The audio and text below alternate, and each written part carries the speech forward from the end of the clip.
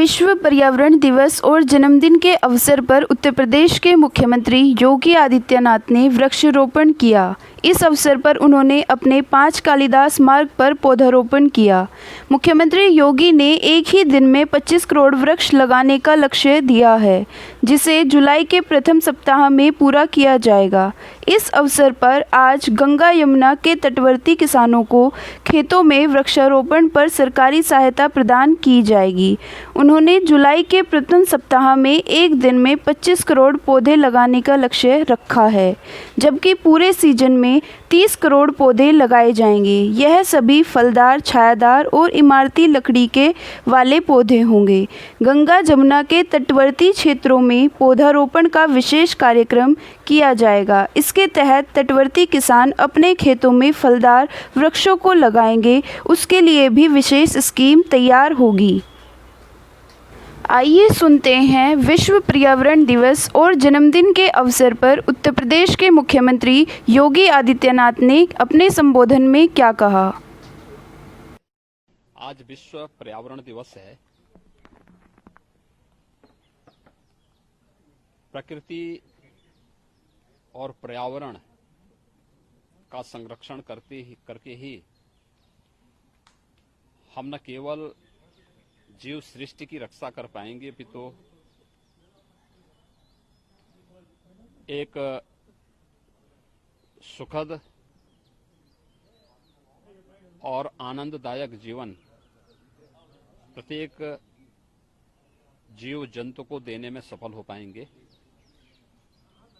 Corona संकट, जो वैश्विक महामारी कोरोना आया है, इसने हमारे सामने आज अनेक ऐसी परिस्थितियां दी हैं और सोचने के लिए प्रत्येक नागरिक को मजबूर किया है कि प्रकृति के साथ खिलवाड़ करके हम पर्यावरण को जितनी क्षति पहुंचाएंगे उसकी कीमत हमें चुकानी पड़ेगी।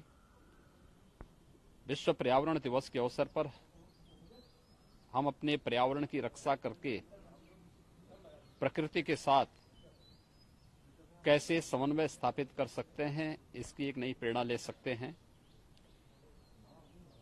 उत्तर प्रदेश में हमारी सरकार ने निर्णय लिया है, जैसे कि अभी आप जानते हैं कि आदरणीय प्रधानमंत्री जी ने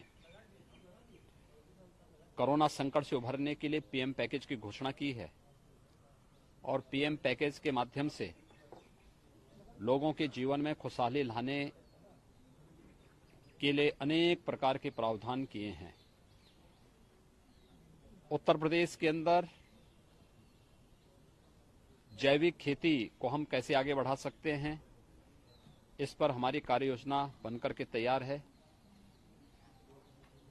नमामि गंगे परियोजना के माध्यम से गंगा की अविरलता और निर्मलता के लिए जो कार्य विगत 5 वर्षों के दौरान हुआ है, आज उसके परिणाम हम सबके सामने देखने को मिल रहे हैं।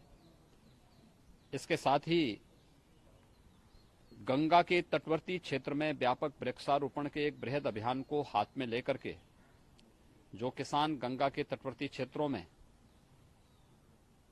फलदार वृक्ष अपने खेत के मेड़ पे लगाएगा, उसे निःशुल्क पौधा उपलब्ध कराने, जो अपने पूरे खेत में फलदार वृक्ष लगाएगा, कोई केमिकल, फर्टिलाइजर और पेस्टिसाइड उपयोग नहीं करेगा, उसे प्रतिवर्ष महीने के हिसाब से कुछ सब्सिडी शासन स्तर पर एकड़ के हिसाब से देने की व्यवस्था के साथ ही हम लोगों ने लक्ष्य रखा है कि पूरे प्रदेश में इस पूरे सीजन में हम लोग 30 करोड़ से अधिक वृक्षारोपण के कार्यक्रम को वन विभाग के माध्यम से करने के लिए कार्य करेंगे। इसके साथ ही यह भी लक्ष्य रखा गया है कि वन महोत्सव का कार्यक्रम 1 जुलाई से लेकर 7 जुलाई के बीच में होगा।